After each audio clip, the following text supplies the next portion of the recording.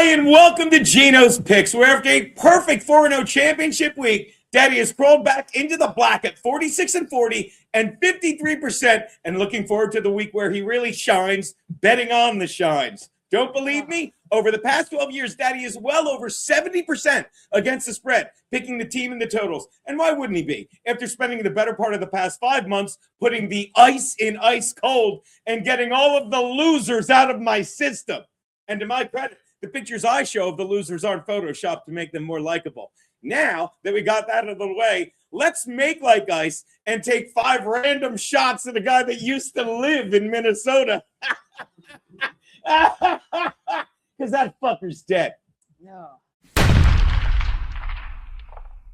My first pick, the coin toss. How many different ways can I break down the simplest and silliest bet you will make all year? The coin toss. I mean, could it be any easier? They stick a tiny thing right in your face, and you decide if you want the top or the bottom. Pretty much exactly like they did at parties on Epstein Island.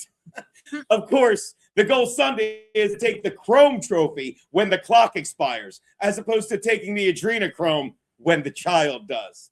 I'm not suicidal. And while you chase your tail, thinking any head will roll as a result of those 3 million pages, allow me to tell you a simple fact that will cut your time by 1 million. Seattle has been to 3 Super Bowls. Seattle has won 3 coin tosses, and that coin toss came up tails 3 times.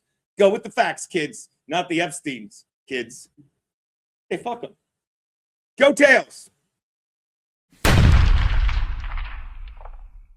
My next pick. Garrett knows this one. The over-under on the national anthem by Charlie Puth, I don't have a list, is 120.5 or 2 minutes. This shouldn't be too difficult considering what Charlie Puth is known for. Nothing!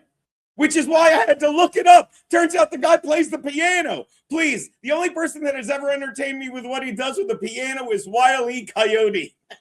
Oh, you're okay. And thank you, baby. And the only way this is going under 2 minutes is if this dude's piano falls on him too. Seriously, everyone has to remember the last 2 piano players, Alicia Keys and Lady Gaga. Although some people say Gaga brought an organ up there with her. Old. And they both went over. Why would this be any different? Jimmy's here. Just trust me. Take the over in this one, and I promise when you're finished and when he's finished, you'll be grinning from ear to ear. Ear to breer. Breer to breer. Under 2 minutes. Take it. My next pick, the prop bet. Over-under on Drake Maye rushing yards, 37.5. Unless this is a typo, and the 37 was supposed to say his, and the 0.5 was supposed to say life, it's a terrible mistake because he will be running for his life. There's no way Maye will get very far against the Seattle front line that will push around Maye's front 5. To put it to you simply, if our Patriot front line 250 years ago was as weak as the Patriot front line will be Sunday, instead of watching this eating pizza and beer, we'd be enjoying it over tea and crumpets.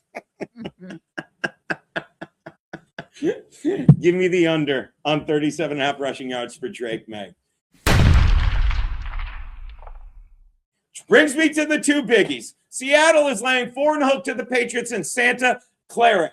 As I have been saying for the past 2 weeks, I love the Seahawks in this game for so many reasons. The main one being my ginger, Sam Darnold, who since taking over the starting gig for the Panthers in November of 2022, has the most games with a passer rating of over 100 and the most wins of any QB in the NFL. On the other side, you have Drake Maye, whose list of QBs he's beaten this season doesn't even have a combined passer rating of 100. Not to mention, Maye actually lost the game to Geno Smith, although maybe I should give him credit here, because losing 1 game to Geno Smith may actually be harder than winning 14 in 1 season, let alone twice like Darnold has done the past 2 years. And the latest reason the media has given you to worry about betting Seattle was this leaked social media video of star rookie Nick Emanwari, limping to his hotel room on Wednesday night. Please, it's BS. Look, I'm a Charger fan, and I think we have one of the best in the business in Derwin James. But Nick Emanwari of Seattle is probably the best safety in the league,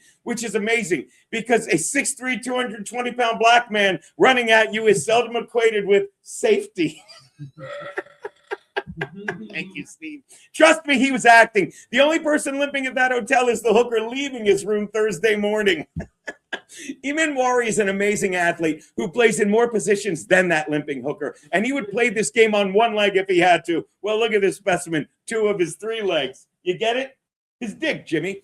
and it's going to go up. That line's going to go up. So I would take it now while a Minnesota flashbang protester can count the line on one hand, 4.5.